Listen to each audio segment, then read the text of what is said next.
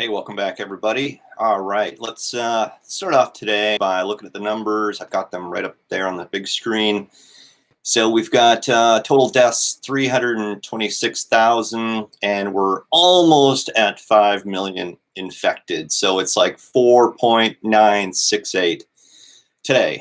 So still growing, still going strong. I don't see any real slowdown there. I just saw in the news Sweden's getting hit. There's lots of stuff going on with the WHO. They're doing that informal investigation. I'm not sure how that's going to work, or not informal, but what do they call independent not even independent. What do they call it now? I forget.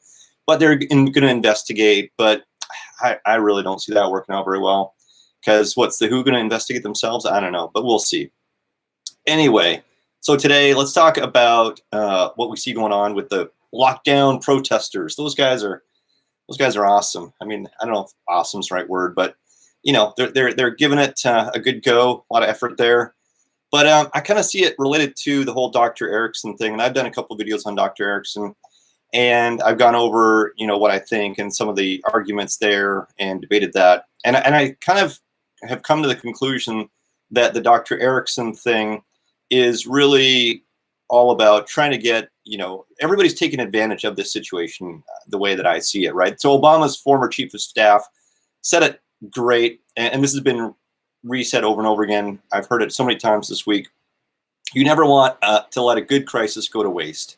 And that's really what I see going on here for the most part, right? At many levels, people are using this as a platform for media. Oh yeah, sorry, I hurt my wrist. I don't know how.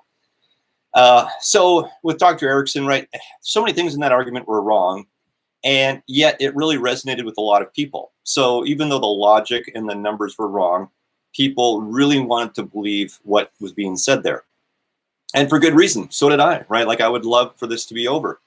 And so that message came across really well, really resonated. People were like, yeah, that's right. And I did a couple of videos kind of saying, no, actually it's wrong, but you know, seem like intelligent guys, so why would the message be wrong? And so when I made those videos, I do the analytics on them, and I take a look at, you know, the view time and if people like it or not, so that I know what kind of content you like. And so with those videos, it was very binary. Either you loved what I said or you hated it, and it was like this, like split. And I've never seen so many likes to dislikes, which is really interesting for me. And whereas all my other videos, it's kind of like, yeah, not too bad, right? I'm still learning how to do these, and so I don't expect great numbers. I don't expect people to say, yeah, great job, because I'm still learning, right? And so that's fine. But those videos, whoo, man, like you were like very vocal on those. One comment was, you know, you're terrible, your numbers are wrong, and I was like, did you even watch it? I don't have numbers. I'm just saying what numbers I saw there and trying to figure those out. So I think the whole Dr. Erickson phenomenon is bizarre, right? It's a mindset thing. It's you know, we want to believe, which is weird, you know. And I get it though, right? We've got death and mayhem, unemployment at a global level. It's just off the charts. It's terrible. So I get it. I understand why we want to go out there and say, yeah, Dr. Erickson, you're right, even though you're not, right? I get it. And now I see that transitioning into the whole lockdown protesting that's kind of gaining momentum around the country, even globally now, right? And I think one of the greatest photos in the news, which will probably be around for a long time, was the photo that I have on as my thumbnail for this video, where you've got the healthcare workers standing in the intersection, blocking the traffic, and you've got just the stereotypical kind of, what's the right word? I don't know what the right word is, but like the person with the sign, it's like, "Free America," right? And so amazing. And I'm not trying to be mean or critical, but it just seems you've got this very well educated person standing there blocking them, protesting the protesters. And I'm sure the people in the car were smart people as well, but they you know, it looks like a contrast there is what I guess I'm trying to say. And so we've got lots of people coming out and doing that, and it's it's the same thing. It's the same thing as what we saw with Dr. Erickson, I think, right? People are coming out going, I want this to be over already. And just wanting it to be over is not going to help the situation, right? But, we'll see. So why are they protesting? I mean, they're protesting because they want it to be over. That's the biggest thing, right? It's just like, make it stop, right? You see a lot of the signs. I was trying to get some sort of mental image from the signs that they were carrying. And I think that you've got a bunch of people converging that have different motivations to show up and protest. For me, I did a protest with my parents when I was a teenager. We were protesting cutting down this first growth forest, which is beautiful, near where we lived. And I thought, it's a good cause. I want to go to that. And it was my first experience as a protester. And I was there, and almost immediately I realized this is futile, right? I mean, it's good that I'm, voicing my concern, but nobody's going to look at this and go, well, yeah, those guys are right? At least in that case, right? They cut down all the trees. It didn't matter. So I look at this and I'm like, how useful is that, right? I'm sure they're going to get on TV, but, and they may feel good about it, but is it really going to do anything? So getting back to the signs, I was looking at the signs, and, they're carrying these signs. It's like USA, land of the free, which is true. There's no other country out there. When you talk about freedom, when you talk about, your ability to make something from nothing, the land of opportunity, all those things, hands down, USA wins that. And so I see those signs, and I know where they're coming from, right? They don't want their freedoms to be infringed, and because that's the spirit of the country. And I totally get that. I totally respect that. And I agree with that. I also believe we need to hold on to our freedoms. We need to hold on to our privacy as much as we can. And so I really agree with that. Is that something that applies in this instance? No, actually, yes, it is. Sorry. Let me back up. So the land of the free, your freedom, your rights to be free. Yeah, it applies. They're protected by the First Amendment. Their ability to protest, their ability to say, I don't want to be locked in my house. They're totally able to do that. They're totally able to say, hey, I want this to be over. And yeah, they can, that's not a problem. You can do that. But will it actually make the situation any better or worse? And the interesting thing is that because we haven't declared martial law, they're able to do that. And that's not a problem. If we had declared martial law, if the military had rolled in, and I think we were kind of close to that based on all the troop movement that I saw and everything like that, but we didn't. So therefore, we're able to have the protests. We're able to do that. And I think to some extent, it's actually good, because it allows people to express their frustrations. And I think that's a very important thing for people to be able to do, because otherwise you're trapped in your house with your family. You're going to take your frustrations out on your family. You're going to be grumpy. You're going to have, some people are going to definitely have some mental issues, right? They're not used to this. I usually think I'm pretty solid as far as how I deal with stuff. But I tell you, after a month of being trapped in the house with your family, when you're not used to that, even for me, I'm feeling the pressure, right? So if you have anything else going on, and most people do, it's going to be tough. And it sounds wimpy, right? But reality of it is that we're just not used to this. So for people to have the ability to go out there and protest and say, yeah, I don't like this, I think from a mental point of view, for mental health, I think that's probably good. However, I think that if we believe in the ability for this virus to propagate and to spread, then I think that these protests probably are not healthy. These protests probably, because nobody's wearing a mask in these protests, right? So I would assume that these protests are going to help spread the virus. And that would mean, if that's true, right? And I'm no scientist, but that's true, then that would speed things along and cause more damage to our healthcare industry, right? And it's not going to flatten the curve as much as bring it back up again. And I think that could probably delay us getting back to work as far as the economy's recovery.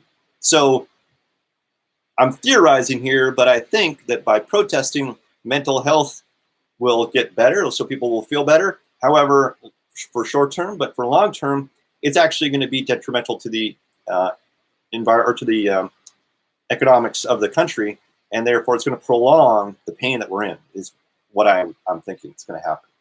And I think that what we're going to happen is we're going to see more of a second wave come in, and we're not really seeing that in China because we're not able to see it. But it's going to be interesting to see what that looks like in North America. So we're going to have to watch and wait. But getting back to the mindset and the signs. Sorry, I skipped ahead there. I just gave you the whole end of my video here at minute 10. So let me go back a minute. This is the worst one I've ever done, I think, because I'm just all over the place because I've got so much going on, so many thoughts on this. But anyway, have patience with me here. So it's restricting their movement, right? They're not able to, people aren't able to get out and about and go to the park and go to the pub, and it's upset our whole normal daily routine, which pisses people off, to be honest, right? Like, nobody wants to be interrupted. Nobody wants to be, I want my normal back, right? That's what everybody's saying. I want to be able to go to the pub. I want to go meet my friends. I want to go to the soccer, play soccer. I want to go do whatever you do, right? We're not able to do. So unless you change your whole lifestyle and your habits, and that's fine, you can do that. A lot of people are doing that, and they're actually doing some great things. Unless you do that, it's painful, right? And people don't like it. I get it. It's also hurting business. And I think this is the big one that I see when I look at the protesters and I look at their eyes, and it's hard on video, but you can see to some degree, some of them are relaxed, some of them are coming in, and we have different parties, different groups converging on the same sort of effort. Some of them are relaxed, but some of them, I can see the panic, right? And I see that a lot lately in people's eyes. I'm starting to see it more and more, where I see the panic, and they're looking at the days ahead, and they're looking at what that's going to look like, that runway, right? It's like a lot of people unemployed, and a lot of more people are going to become unemployed soon, and that's not good, right? It's hard to become reemployed when there's more and more people coming into that pool, and that's not good. So there's a lot of panic there right now, which I totally get. I totally agree with, and the longer this goes, the worse that it could get. So the hurting of businesses, I think, is definitely something that everybody's aware of, and everybody is really panicked about and really concerned. I mean, what we're looking at there is putting food on our table for our loved ones, right? I mean, that's what it boils down to. There may be other stuff like, oh, I can't go on holiday now, or I can't buy that big screen TV now. But at the end of the day, I think a lot of people are worried about food on the table for our loved ones, right? And I get that. So I think a lot of these protests are a result of that. But anyway. And then some other things that I think are more on the peripheral, right? It's restricting lifestyles. A lot of people are viewing it as an overreaction and interfering with civil liberties. And I think that in America, that's a big deal. That's a big deal. And when they locked down China, when China was going through that in, like, what was it, January, February now, there was a lot of stuff in the news, and they were saying they're never going to do that in the US. We will not put up with it. And I was thinking, wow, yeah, that's true. Like everybody I know down in the States, right? And that's part of what makes them special is their civil liberties, their, how their economy works, the freedom that you have, and that's sacred, right? I'm not taking anything away from that. That's sacred. And so when you've got something like this, a virus, and this will not be the last one that we see like this, then how do you react if you can't do what China did? Like, if you can't restrict people's movements and do these quarantines, then what do you do? And I think that we weren't really ready for this. And so we didn't have anything else in place other than, well, let's just copy what China did, right? And I don't think that's the answer. I think the answer long term is for America to really be able to show the world that, look, like we can beat this virus, and we can beat it in ways that are innovative and that don't restrict our livelihoods, and actually promote more business. So allowing the free market to be the savior of what we're seeing here right now, right? So allowing all the smart minds in America to come together to build technologies, to build safety equipment, to build all these things that allow us to basically ignore the virus and ignore that it exists, right? Much like what the protesters want to do right now, right? And I think long term, that's where we're going to get. Short term, we're not there yet, right? So that's what I'm thinking. That's what I think. That's where I think we're going to go. If America doesn't look at it that way and go, okay, new challenge, game on, and then go ahead and show the world that they can do that, then I think we're going to be in a rougher position. I'm starting to see that a lot. Like in the early days, I was talking about this, how businesses were changing, adapting, just dropping their product line to go build masks and hand sanitizer and stuff like that. And I thought that was fantastic. I haven't seen a lot more of that, but I hope we do. I've seen a lot of plexiglass go up in businesses and stuff like that, and that's not going to go down, right? So I think that's kind of part of it too. One of the interesting things that I saw was how, Trump kind of talked about the protesters as well, right? So, and a lot of them are waving the Trump flag, so he doesn't want to, put them down or say, maybe that's not a good idea or anything like that. So, he just kind of said, hey, they're really nice people, and kind of left it at that. And for the most part, like, I haven't seen any violence. I haven't seen any destruction of private property or anything like that. It seems pretty good. I mean, they're all carrying these, automatic looking weapons and stuff like that, right? And I don't have a problem with that either. Like, I think that's their it's part of their showing that, their civil liberties and stuff like that. And I mean, that's a whole other video, but it's not a big deal, I don't think. But anyway, I know that's going to be a political statement that I just made, and people may get upset with that. But anyway, let's see what else.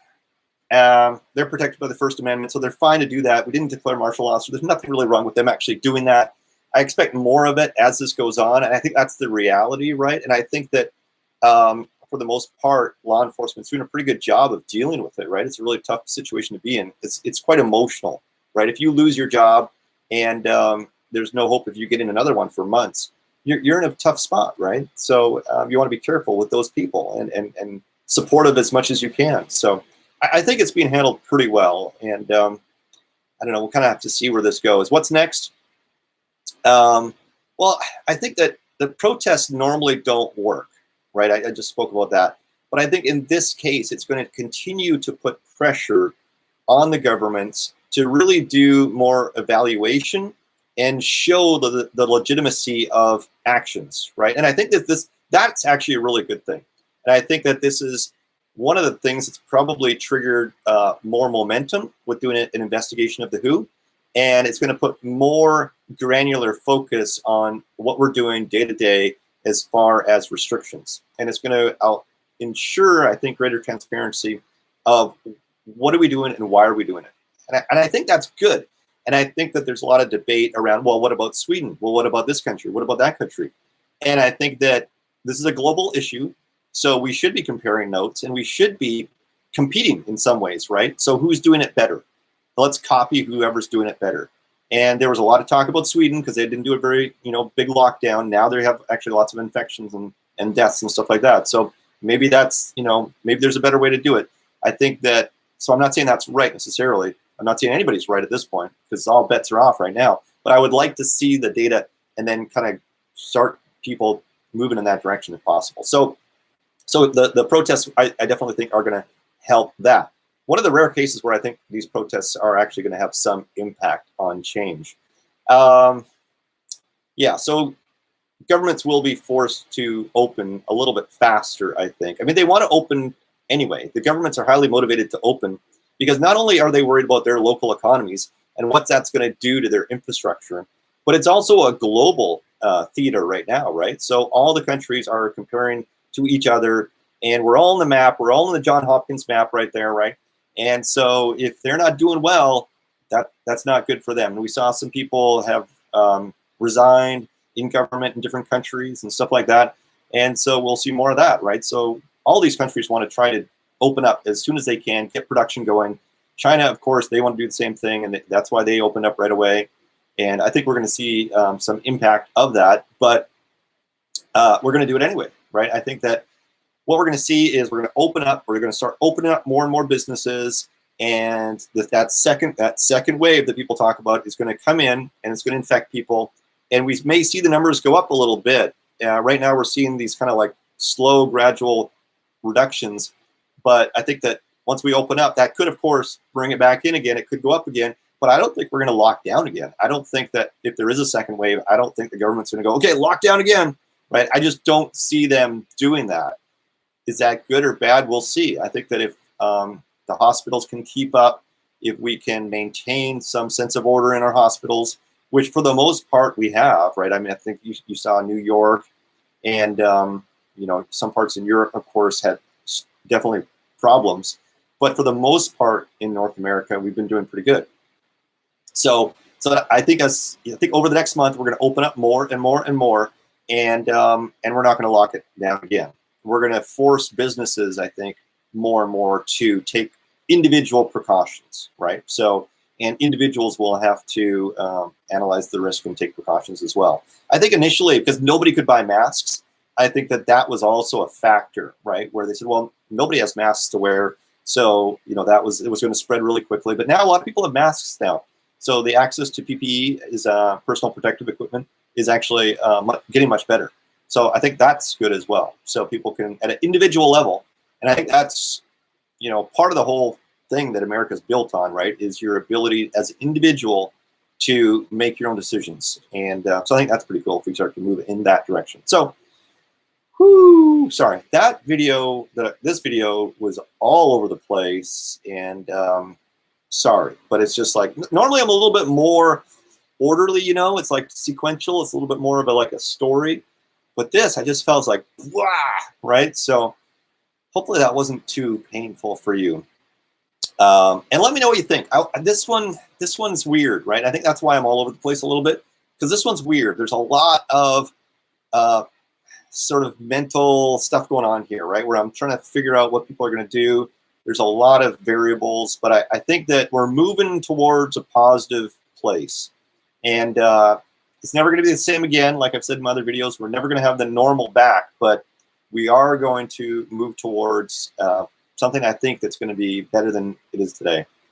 And it's going to be a slow process, but I think we're going to get there. I think over the next month, we should see some positive movement. So let me know what you think. Let me know if I'm way off base. I don't mind. No, actually, I'm usually right, but you know, I might be way off. You never know.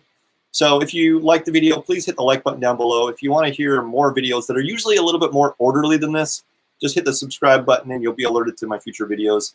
And if you've got certain content that you want me to do, let me know as well. I'd love to hear what you're thinking out there.